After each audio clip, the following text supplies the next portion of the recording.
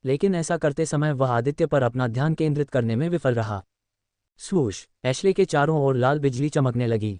जैसे ही उसने अपने पीछे आदित्य को देखा, उसका पूरा शरीर अचानक अकड़ गया। आदित्य ने एशले की जान लेने के इरादे से अपनी काली तलवार को सीधा घुमाया। जब तलवार एशले के सिर से 20 इंच की दूरी पर थी, एशले का शरीर दो हिस्सों में अलग होने लगा। ड्रैगन किंग ने यह दृश्य बहुत हैरान होकर देखा। ये प्रक्रिया कोशिका विभाजन की प्रक्रिया के समान ही थी। आदित्य की तलवार का वार एशले के किसी भी रूप पर नहीं लगा, क्योंकि बूढ़ा आदमी अब दो लोगों में बदल चुका था। बिल्कुल एक जैसी शक्ल, एक जैसी ऊंचाई, एक जैसे नैन नक्श और एक जैसी आभा, जिससे आदित्य के लिए यह पहचानना असंभव हो गया कि असली एशले कौन थी। शरीर विभाजन, एक विशेष प्रकार का कौशल जो एशले की अनूठी कक्षा से पैदा हुआ था। इस कौशल ने एशले को खुद को दो भागों में विभाजित करने की अनुमति दी। उसके दोनों संस्करणों में एक ही विचार प्रक्रिया और एक ही सोच थी। ऐसा लग रहा था जैसे एशले की चेतना दो शरीरों में स्थानांतरित हो गई हो। इस कौशल को वास्तव में भयानक बनाने वाली बात यह है कि एशले के दोनों संस्करणों में पीक 5वें क्रम की शक्ति होगी। कौशल निकाय प्रभाग में एक दूसरा कार्य भी था जो केवल पहले कार्य के प्रयोग के बाद ही सक्रिय होता था। हालांकि इस कौशल में एक कमी थी। इस दुनिया में कोई भी कौशल परिपूर्ण नहीं है। हर कौशल में कुछ न कुछ कमजोरी होती है। इस अद्भुत 5 स्टार कौशल में भी यही कमी थी। आदित्य के प्रतिक्रिया करने से पहले ही एशले के दोनों संस्करणों ने आदित्य के चेहरे पर मुक्का मारा। पहले संस्करण ने उसके दाहिने गाल पर मुक्का मारा, जबकि दूसरे संस्करण ने उसके बाएं गाल पर मुक्का मारा। मुक्का इतना शक्तिशाली था कि आदित्य 10 मीटर से ज्यादा दूर उड़ गया। जब मुक्का लगा तो एशले का सुनहरा भाला आदित्य के हाथ से गिर गया। टकराना, आदित्य तुरंत जमीन से उठ खड़ा हुआ और एशले के दोनों रूपों को सावधानी से देखने लगा। एशले के पहले संस्करण ने स्वर्ण भाला उठाया। एशले के दोनों संस्करण आदित्य पर बाईं और दाईं ओर से झपटे। पबफ्यूचर द्वारा विज्ञापन, क्रोधित बिजली मंत्र। एक पल में आदित्य ने अपने मन का एक बड़ा हिस्सा खो दिया। उसी समय आसमान जो बड़े विस्फोट के बाद शांत हो गया था, गड़गड़ाहट शुरू हो गई, क्योंकि भयंकर लाल बिजली के सांप असली सांपों की तरह काले बादलों में तैरने लगे। लाल बिजली के बाद बिजली के और बोल्ट दिखाई देने लगे। 2 सेकंड से भी कम समय में नारंगी, पीले, हरे, नीले, इंडिगो, बैंगनी और विभिन्न रंगों के बिजली के बोल्ट पूरे आसमान को ढकने लगे। इस समय काले बादलों के हर हिस्से में बिजली का एक खास रंग था। सभी तरह की बिजली की वजह से आसमान बहुत चमकने लगा था। स्वर्गीय हेमलॉक जंगल के बाहर के लोग भी इस दृश्य को देख पा रहे थे। जबकि उत्परिवर्ती अग्नि चींटी पक्ष से शुरुआती 5वें क्रम के लोग और इथरियल साम्राज्य के बुजुर्ग जो लड़ने के लिए स्वर्गीय हेमलॉक जंगल के बाहरी क्षेत्र में आए थे, सभी हैरान थे।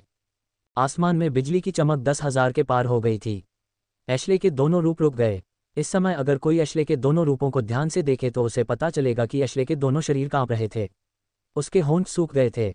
उसकी आंखों में लाल बैलें उभर आई थीं। उसका बूढ़ा लेकिन सुंदर चेहरा अब बेजान लग रहा था, जैसे किसी ने उसके शरीर से खून निकाल दिया हो। इस समय एशले बस भाग जाना चाहता था। 10,000 से ज्यादा बिजली के बोल्ट के नीचे होने का डर एशले को ऐसा महसूस करा रहा था मानो उसे स्वर्ग से ही सजा मिलने वाली है। क्या ये किसी भगवान की शक्ति है? एशले ने खुद से पूछा। क्रोधित बिजली मंत्र, 3रा क्रम। विवरण, एक और विशेष कौशल जो स्टॉर्म मार्शल क्लास होने के कारण सीखा गया था। यह एक ऐसा विशेष कौशल है जिसने एक बार शक्तिशाली देवी देवताओं को भी नुकसान पहुंचाया था। इस कौशल को खो दिया गया था।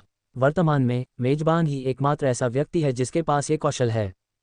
फंक्शन 1, 1000 जोड़ मैना का उपभोग करके उपयोगकर्ता अराजक बिजली के एक शक्तिशाली बोल्ट को बुला सकता है। अराजक बिजली नियमित बिजली की तुलना में दोगुनी शक्तिशाली होती है। नोट, इसका उपयोग हर 4 घंटे में एक बार किया जा सकता है। जाना, आदित्य ने अपना दाहिना हाथ उठाया और अपनी तर्जनी उंगली एशले के दोनों रूपों की ओर उठाई।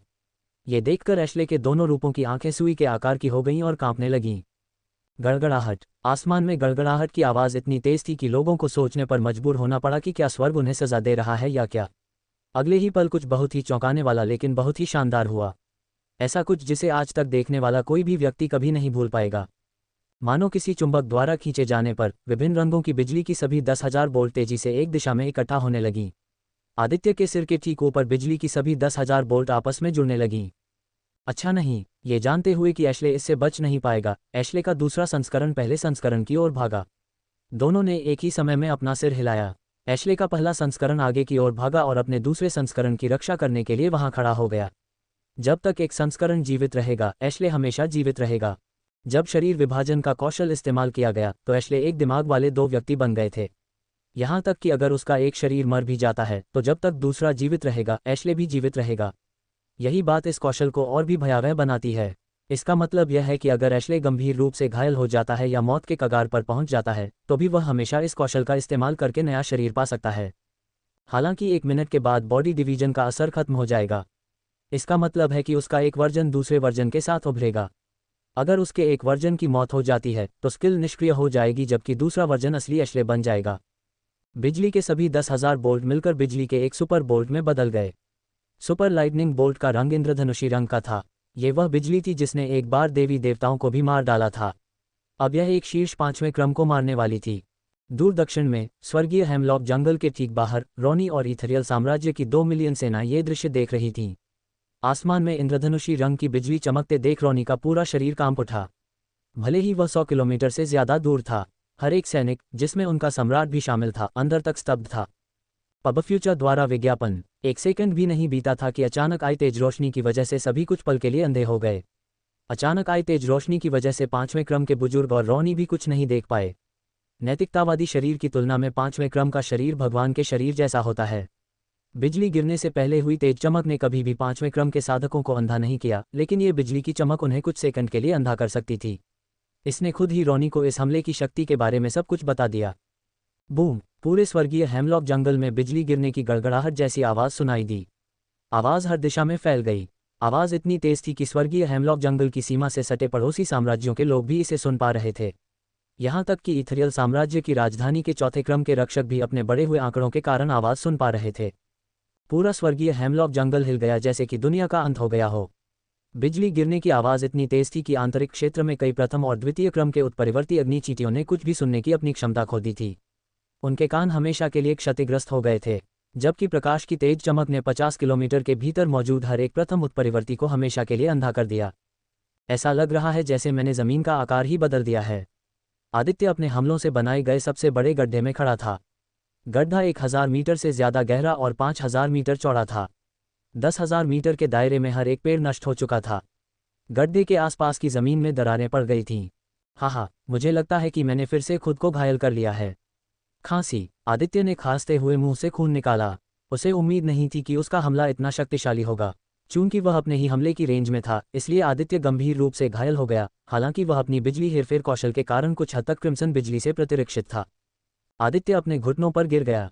फिर उसने उस व्यक्ति को देखा जो गड्ढे के बीच में लेटा हुआ था। एशले के पहले संस्करण ने अपने दूसरे संस्करण की रक्षा करने की कोशिश की।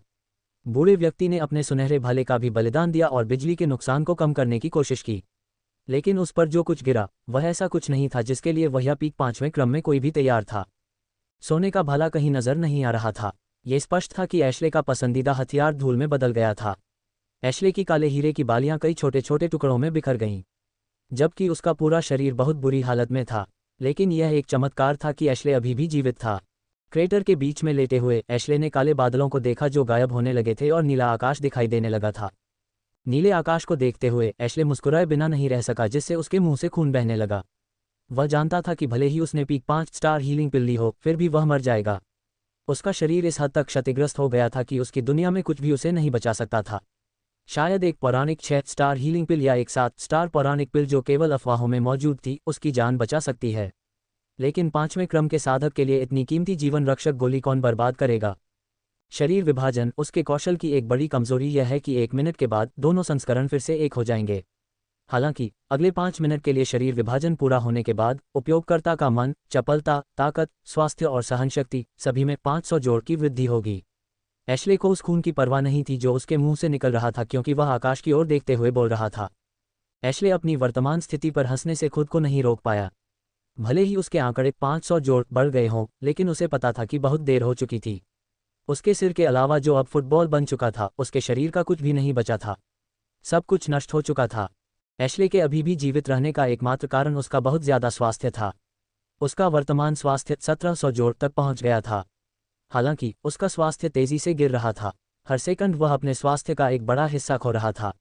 हर सेकंड थोड़ा थोड़ा करके एशले की चेतना फीकी पड़ रही थी। उसी समय उसकी आंखों के सामने उसके पूरे जीवन की यादें चमकने लगीं। अपनी याददाश्त के एक खास हिस्से में एशले को एक खूबसूरत युवा कुलीन महिला की छवि दिखाई दी। उस महिला का चेहरा देखकर भले ही एशले अपने जीवन के अंतिम पड़ाव पर था, वह मुस्कुराने से खुद को नहीं रोक सका। अंत में उसके चेहरे के दाहिने हिस्से से आंसू की एक बूंद लुढ़ककर जमीन पर गिर पड़ी। युकी, ऐसा लगता है कि मैं तुम्हें पुनर्जीवित करने में असफल रहा हूँ। मुझे खेद है, मैं तुम्हारे पास जा रहा हूँ। मुझे उम्मीद है कि हम फिर से मिलेंगे।